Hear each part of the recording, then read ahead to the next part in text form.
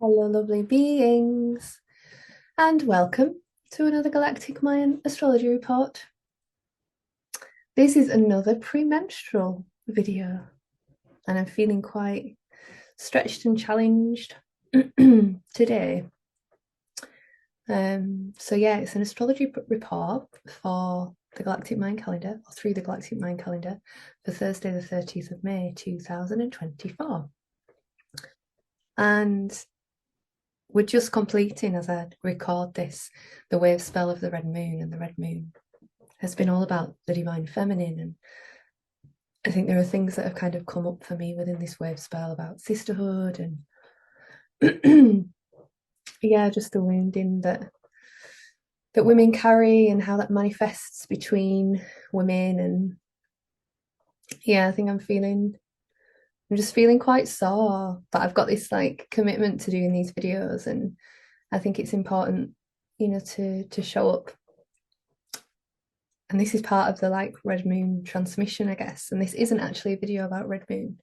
This is a video about the next Wavespell, but they link together and you'll see in a moment why.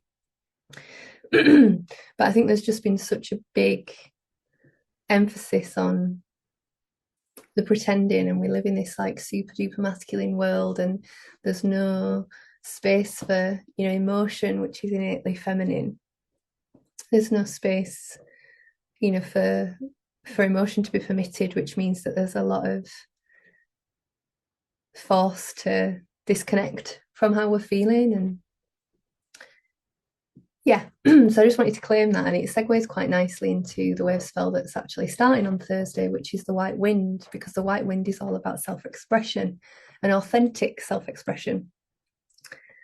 So the white wind wave spell begins on the 222nd day of the cycle. So it's the only wave spell that begins on a number code like that. Obviously, so we have like 260 days of the cycle. And yeah, obviously we've got the 11th and the 111th day and the 22nd day and the 33rd and the 44th and all of that. But this is, yeah, it's significant that this wave spell begins on kin, which is another word for day 222. So we've got this like 222 code that's also within the white wind wave spell. And I find it really amazing, as I've kind of spoken into before, the way that the archetypes pass the baton through the human experience to one another. So having this red moon, deep feminine initiation, and some of the archetypes are easier to access and live within this reality. Other archetypes are more difficult, in our journey with the wave spell. Our journey with, the wave spells are these archetypal 13-day journeys into the heart of an archetype that makes up one of the facets of what it is to be a human. So some of the wave spell journeys are going to be more shadowy because there's more in the way of the expression of the essence of the archetype due to the way that we live. And equally, we have our own experience with the archetypes due to our personal experiences.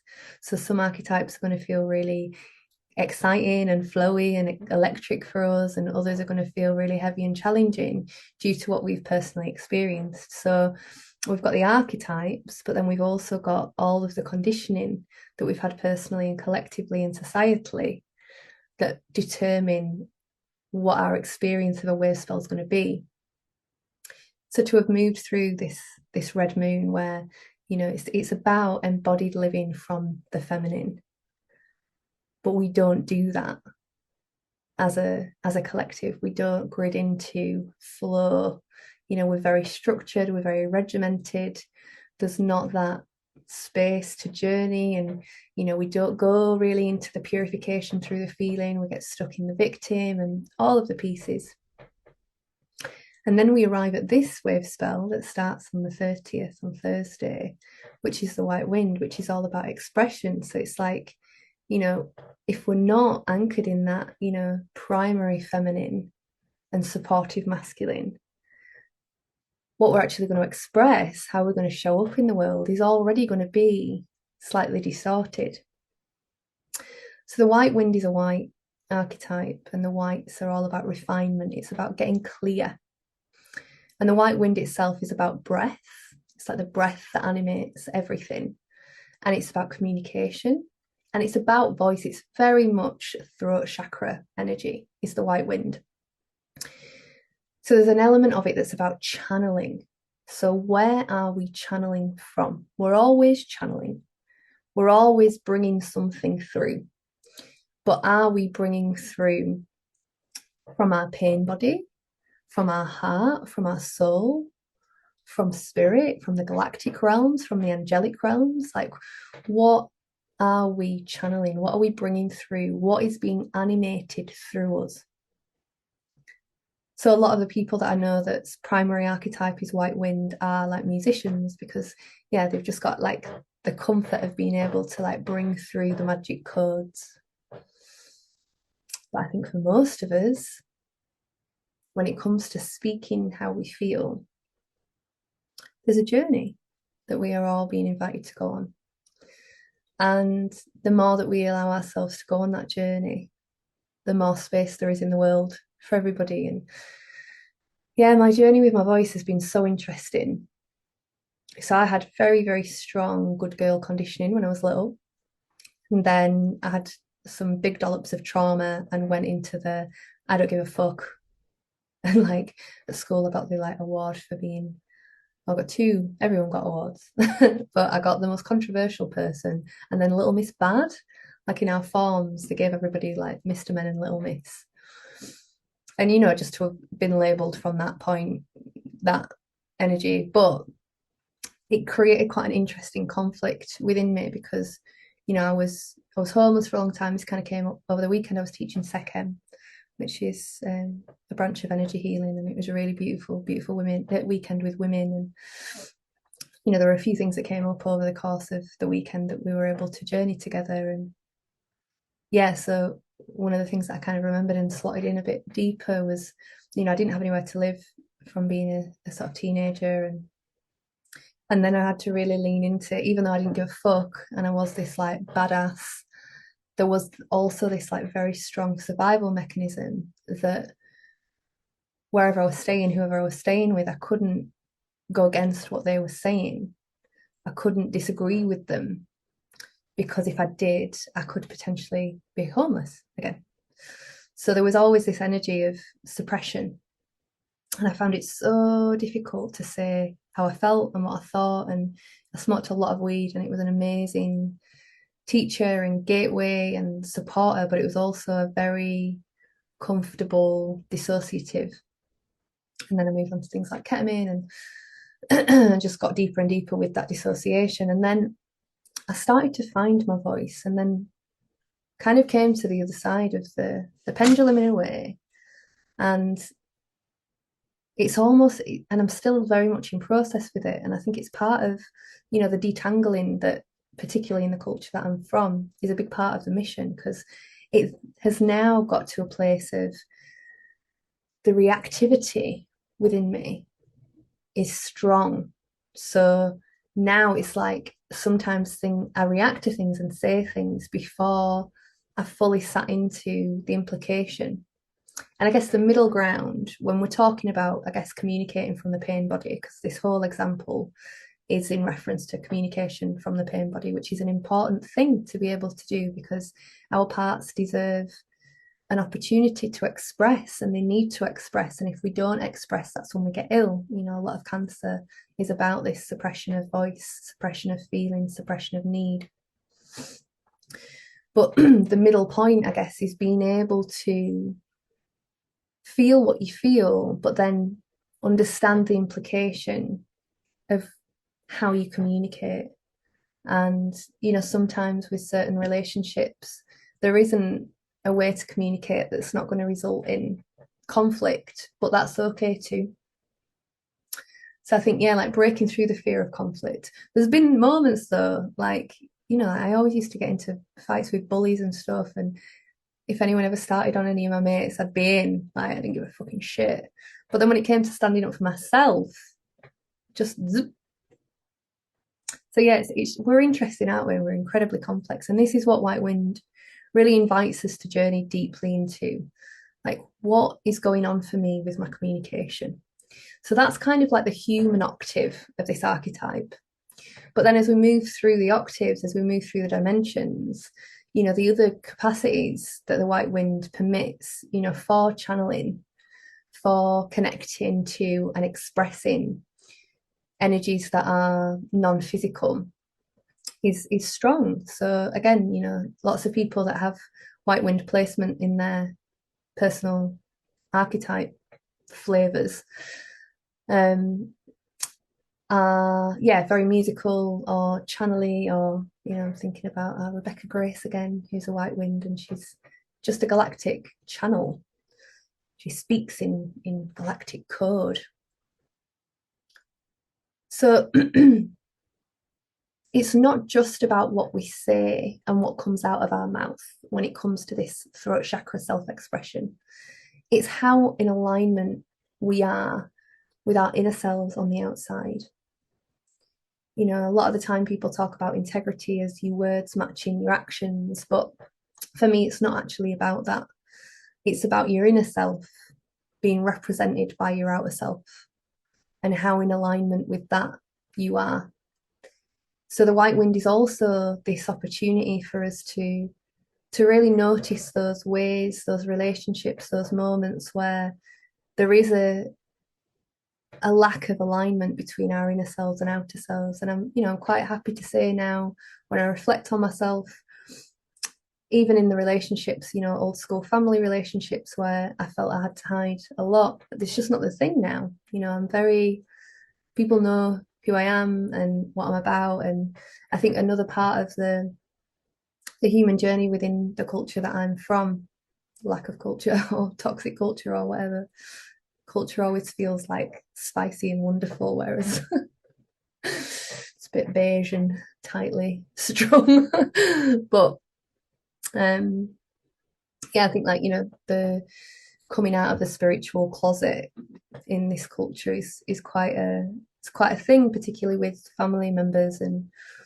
But now, yeah, it's cool, and I'm accepted, and I'm loved, and I'm I'm in alignment with how I feel on the inside and who I feel that I am.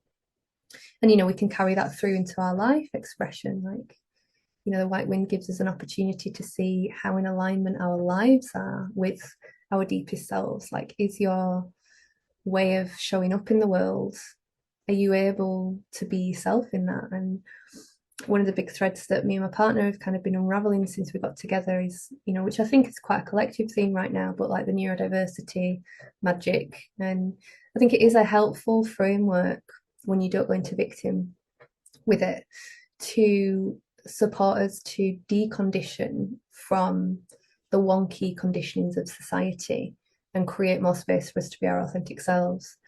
But I think one of the really helpful pieces has been this thing of masking, this notion of masking. And I used to feel that I was a really introverted person, and in some ways I am. I do need time on my own, and I enjoy being on my own. I'm a projector with mainly open centers, so it's important also for me to be on my own. But there's also what I've realized through being with my partner, who I don't need to mask with at all, is that a lot of what the social exhaustion and the desire to just get away from everyone is because there was an element of having to mask, even to the point of like sometimes, so I've got like I'm sensory, so like clothes, even the comfiest clothes, I'd rather just not be in them.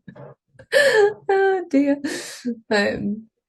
So yeah, so I think within this wave spell we're really being given an opportunity to feel into our inner selves. And oh my little ball just rolled away. It's Taco's exercise ball. But yeah, to feel into who am I? How do I feel? What do I need? What does my authentic expression look like and contain? And then how in alignment am I with that in the way that I live? But then also, how do my relationships come into alignment with that too? And there is an element in relationship, and Because what we're doing when we're in a relationship is we're co-creating reality together. It's not, it's much more profound and deep than we think. Whenever we gather together, whenever we're in connection together, we are literally bringing our two conditionings together to co-create a moment. And if we're doing that in a conscious way of like, cool, I can then examine that. And if there's things I need to transform, awesome. But when we're doing that, that also means that, my authentic self and your authentic self need to have permission if we're going to be sharing a moment together, if we're going to be co-creating a moment together. And authentic self, it's like all the layers of like the deepest wounding to the highest expression or deepest expression, I like to prefer to say, because highest feels like disembodied, whereas deepest self is in the body. So how do we arrive at a place where we can co-create together and have enough space for you to be full and authentic and me to be full and authentic and not battle? And I think this is where a lot of like conflict in relationship comes from. And it's very difficult, it's very, very difficult. And now that I'm spending so much time with little humans on a day-to-day, from waking up to going to sleep time, I can really see that, the journey of the human experience of like coming into your sovereign power, but then everybody else being in their sovereign power too. And, how it feels to like get to a place where you feel like, and again, I'm watching it with the children at the moment, of like, they found their no, they found their yes, they found their will. And this is what a lot of, A.S. Neil used to talk about a lot in terms of Summerhill. He was the guy that set up the first ever democratic school in like the 1920s. Amazing Scottish guy.